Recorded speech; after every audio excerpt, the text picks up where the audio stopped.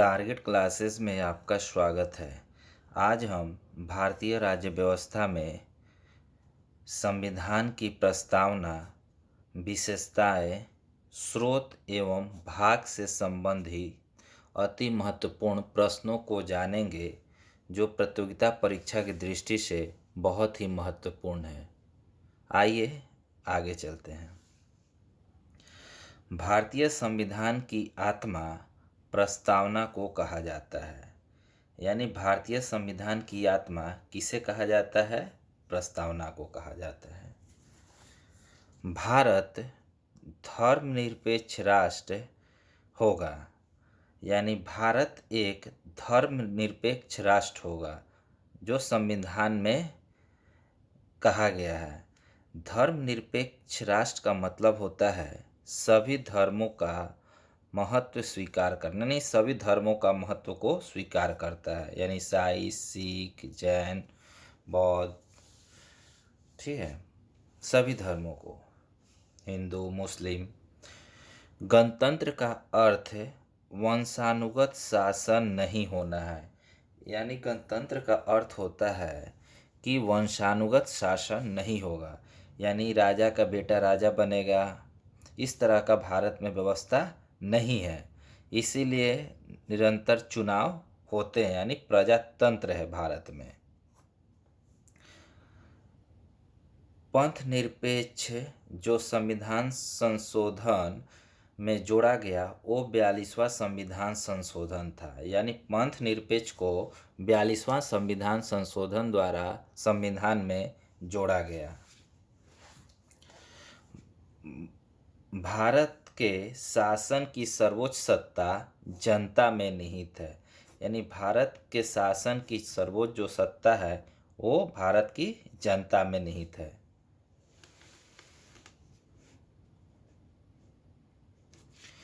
भारतीय संविधान को 26 नवंबर 1949 को अंगीकृत किया गया। यानी भारतीय संविधान को कब अंगीकृत किया गया?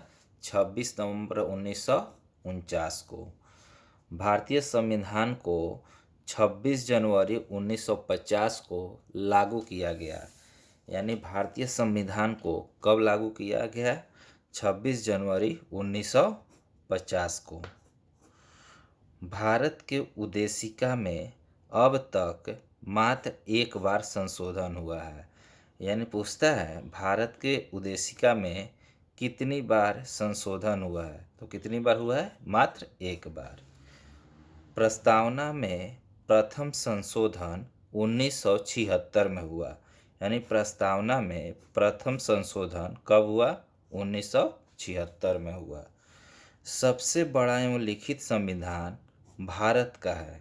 यानी भारत का जो संविधान है ना, वो सबसे बड़ा और लिखित संविधान है। भारत में नागरिकता का प्रावधान एकल नागरिकता का प्रावधान है। यानी भारत पे जो नागरिकता दिया गया है वो एकल नागरिकता है। कैसी नागरिकता? भारत की एकल नागरिकता। भारतीय संविधान पर सबसे अधिक प्रभाव भारत सरकार अधिनियम 1935 का पड़ा है। यानी भारतीय संविधान पर सबसे ज़्यादा प्रभाव भारत सरकार अधिनियम 1935 का पड़ा है।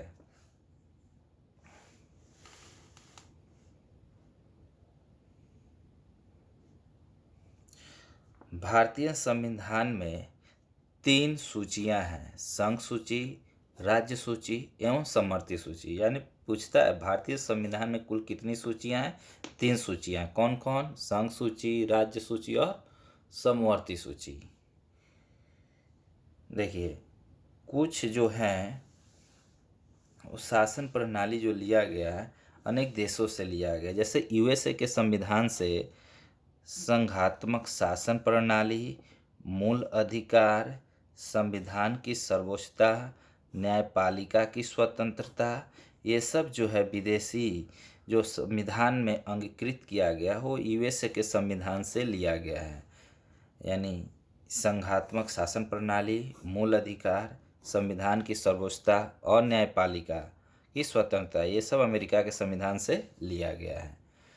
और ब्रिटेन के संविधान से संसदीय शासन पद्धति, विधि निर्माण की प्रक्रिया और एकल नागरिकता, ये सब ब्रिटेन के संविधान से लिया गया। क्या क्या लिया गया? संसदीय शासन पद्धति, विधि निर्माण प्रक्रिया और एकल नागरिकता।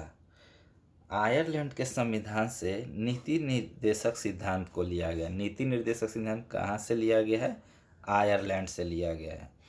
आपात उपबंध जर्मनी से लिया गया है। आपात उपबंध कहाँ से लिया गया है? जर्मनी से लिया गया है।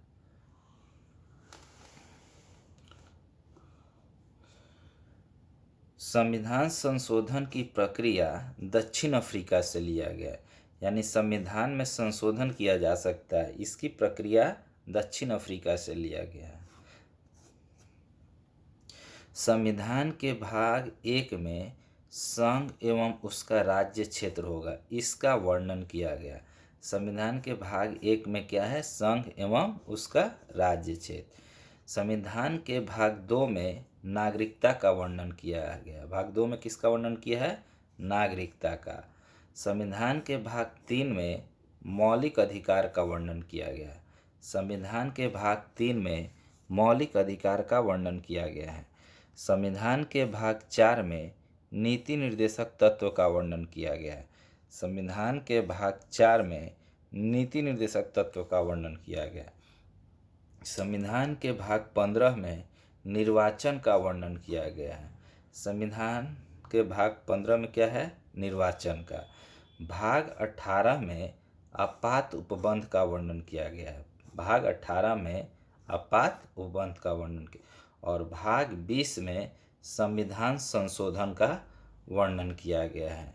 यानी ये जो है बहुत ही इम्पोर्टेंट है, कोई एक ना एक परीक्षा में पूछ लिया जाता है। याद कर लिए फिर से एक बार। भाग 1 में संघ एवं उसका राज्य क्षेत्र, भाग 2 में नागरिकता, भाग 3 में मौलिक अधिकार, भाग 4 में नीति निर्देशक तत्व, भाग 15 में निर्वाचन, भाग 18 में आपात उपबंध और भाग 20 में संविधान संशोधन।